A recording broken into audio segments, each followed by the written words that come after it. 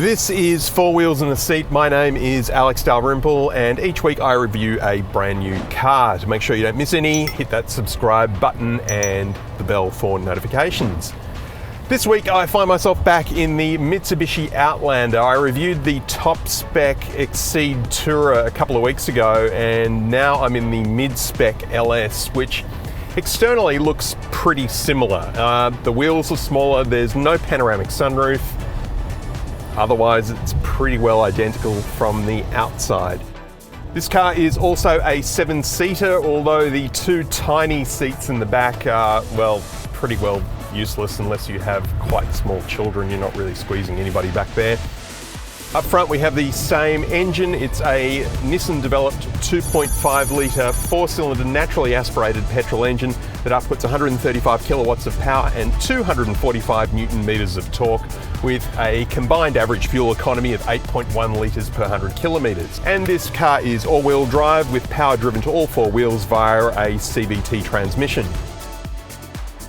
So it drives actually really well. The 2.5 litre engine is actually really good. You don't really feel like you need a turbo in this car. It's pretty good. Like, it's got a fair amount of go, and just going up these twisty suburban roads here, it is handling it really, really well with no loss of traction, and I feel really well connected to the road. You can hear the engine making a little bit of noise under strain, but it is actually quite refined in here, so the engine noise is actually pretty well muffled. Inside though, you will notice a few differences between this and the top spec Exceed Tourer. So rather than that orange tan kind of look over black, here we've got more grey over black, but it still looks really good, and the design is very contemporary and nice and clean. So some of the materials don't feel quite as premium as they do in that car too. So we've still got this leather that's stitched across here on the dashboard, which looks pretty good. But the armrests here, whilst still very soft and made out of a leathery type material, it just doesn't feel quite as premium as what we found in the other car, but it's still really comfortable.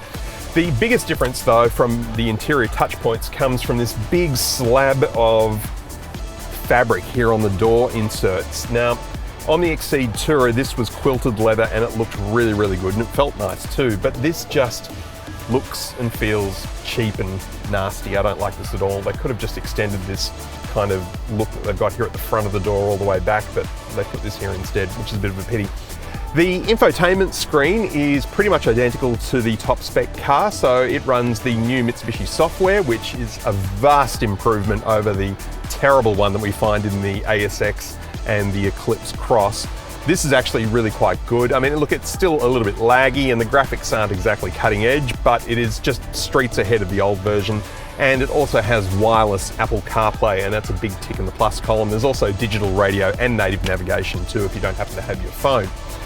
Climate control is pretty much the same, although there is no rear zone of climate control in this car, so they are simplified a little bit. There's also no seat heating controls because the seats aren't heated. The lower console, we've still got wireless phone charging, a USB-C and a USB-A port there.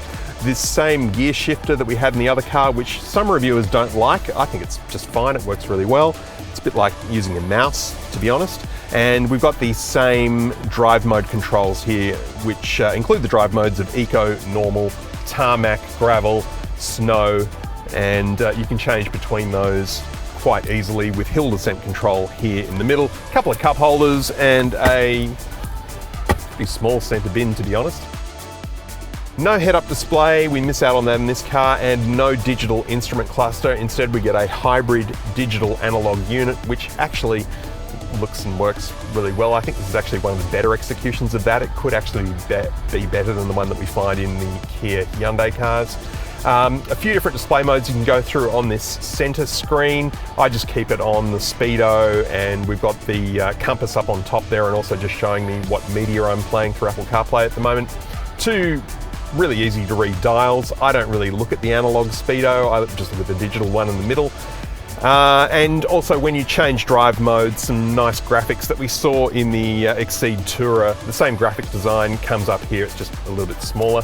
The steering wheel, same as the Exceed Tourer, although it doesn't feel quite as premium. The design is pretty well identical, but just my memory of that, it just felt a little more premium in the other car, but as to be expected, this is a cheaper model, so we get some slightly lower quality materials. The seats are also fabric as opposed to quilted leather, and there is no electric adjustment. However, we do have electric lumbar adjustment. But having said that, these seats are still really quite comfortable.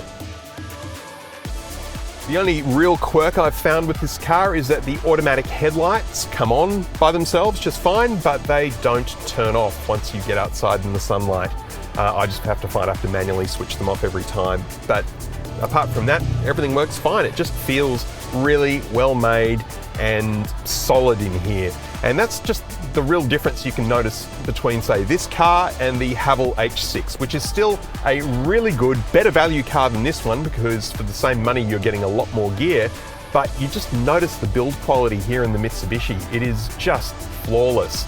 And this car was really developed hand in hand with Nissan. It sits on the same platform as the Nissan X-Trail, and the engine was also developed with Nissan. And I think this is actually better than pretty much all the Nissans I've ever driven.